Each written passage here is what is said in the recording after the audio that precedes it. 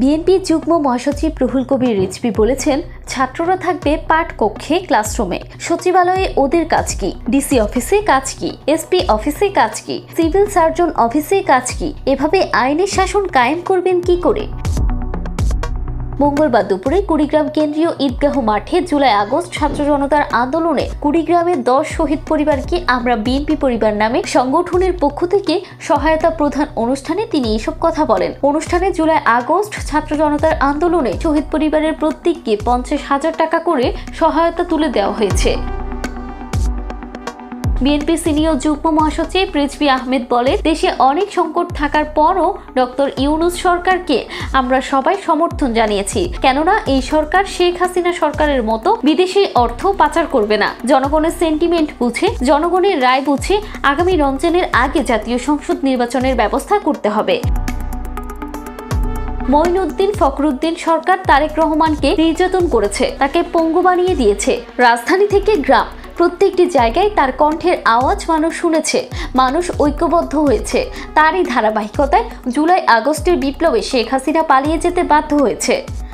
এই আন্দোলনকে সংগঠিত করেছেন তারেক রহমান। ছাত্র জনতার আন্দোলনে সামিল হতে বলেছেন, তিনি গণতন্ত্রের ধ্রুবতারা। অথচ আজ তারেক রহমানকে অপপ্রচারে নামাবেন না, তাহলে আপনাদের অনেক কিছুই এসে পড়বে। তরুণ উপদেষ্টাদের উদ্দেশ্যে তিনি বলেন, ডক্টর ইউনূস সরকারকে আমরা প্রত্যেকেই সমর্থন করেছি, কিন্তু তরুণ উপদেষ্টাদের সঙ্গে এনসিপির সম্পর্ক দেখা যাচ্ছে। তারা অনেক কথা বলেন, তাই অন্তর্বর্তীকালীন সরকারের ব্যাপারে মানুষের মনে প্রশ্ন জেগেছে, যদিও আমাদের এখনো সরকারের প্রতি গভীর আস্থা রয়েছে। বিএনপির যুগ্ম মহাসচিব বলেন, আমরা 16 বছর লড়াই করেছি, ভোটাররা ভোট দিতে পারেনি।